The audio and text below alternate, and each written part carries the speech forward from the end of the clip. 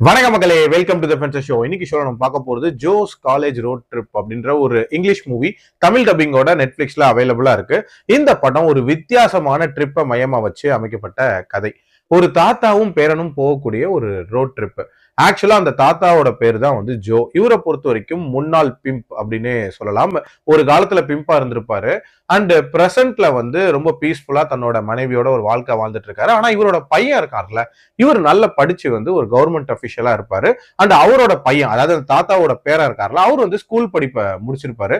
அடுத்ததா காலேஜ் சேரணும் அப்படின்னும் போது, நான் இந்த பிளாக் பீப்புள்ஸ் படிக்கிற காலேஜுக்கு எல்லாம் போக மாட்டேன். என்ன பொறுத்த வரைக்கும் எல்லாரும் இருக்கிற மாதிரியான ஒரு காலேஜா என்ன பாருங்க. முன்னாடி காலத்துலதான் கொடுமைகள் நடந்துச்சு, இப்பெல்லாம் அப்படி இல்லை அப்படின்ற மாதிரி நிறைய விஷயங்கள் தெரியாம ஒரு வெள்ளந்தியா இருக்கிற பையன் அவன் தன்னோட படிப்புக்காக காலேஜ் தேடுறதுக்காக ஒரு ரோட் ட்ரிப் மாதிரி ஒண்ணு போறான். அந்த ட்ரிப்புக்கு அவனை அக்கம்பனி பண்ணக்கூடிய நபர் யாரு அப்படின்னா அந்த தாத்தா தான். சோ அந்த தாத்தாவும் பேரனும் போகக்கூடிய ட்ரிப் என்ன ஆகுது, அந்த பேரன் என்னென்ன விஷயங்களை கத்துக்கிறான், டுவர்ட்ஸ் தென் என்ன ஆகுதுன்ற மாதிரி நிறைய விஷயங்களை சொல்லக்கூடிய ஒரு படம் தான் இந்த படம். நம்ம ஊர்ல ஒரு தாத்தாவும் பேரனும் ரோட் ட்ரிப் போறாங்க அப்படின்னா ஏதாவது கோயில்ல நிப்பாட்டு, இல்ல வந்து வழியில ஏதாவது அமைதியான இடங்கள்ல நிப்பாட்டு அப்படின்ற மாதிரி தானே கேட்பாங்க. ஆனா இதுல அந்த தாத்தா அந்த பேரனை ஃபர்ஸ்ட் கூட்டிட்டு போற இடமே வந்து பப்பு தான்.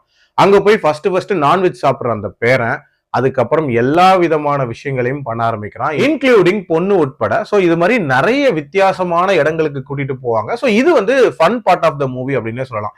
பட் இதுல சீரியஸ் நோட்டா அந்த கருப்பின மக்களுக்கான பிரச்சனைகள், அதுவும் அவங்களுக்கு முன்னாடி என்ன மாதிரியான கொடுமைகள் நடந்துச்சு அப்படின்றத ரொம்ப நீட்டா சொல்லியிருப்பாங்க. அப்ப நடந்த பிரச்சனை அப்ப நடந்தது, இப்பவும் ஏன் அதை சொல்லிக்கிட்டே இருக்கீங்க அப்படின்ற மாதிரி நிறைய பேர் கேட்கலாம். திருப்பி அந்த மாதிரியான பிரச்சனை நடந்துடக்கூடாது, அப்படி வந்தா என்ன பண்ணணுங்கிறதுக்கான ஒரு லெசனா தான் அந்த விஷயங்களை சொல்றாங்கன்றத ரொம்ப நீட்டா இதுல எஸ்டாப்ளிஷ் பண்ணிருப்பாங்க.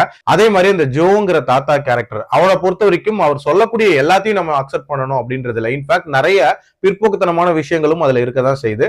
பட் அவர் சொல்ல வந்த ஒரு கோர் தீம் அப்படின்றது ஒரு இன்ட்ரெஸ்டிங்கான ஒரு தீம். ஆல்சோ அவரோட லைஃபை பொறுத்த வரைக்கும் ஒரு காலத்துல அவர் அப்படி இருந்திருக்காரு, பட் அதுக்கப்புறம் அடுத்த ஜென்ரேஷனை தூக்கி விட்டுருக்காரு அப்படின்ற மாதிரியான ஒரு விஷயத்தையும் காட்டியிருப்பாங்க. ஓவரால் ஒரு நீட்டான ஒரு ரோட் ஜேர்னி. பட் என்னன்னா strictly for adults, proper adult scenes இருக்கும். ஸோ அதுக்கு ஏற்ற மாதிரி பிளான் பண்ணிக்கோங்க. என்னோட ரேட்டிங் இந்த படத்துக்கு 3 out of 5. மீண்டும் அடுத்த விமர்சனத்தில் சந்திக்கிறேன். நன்றி, வணக்கம்.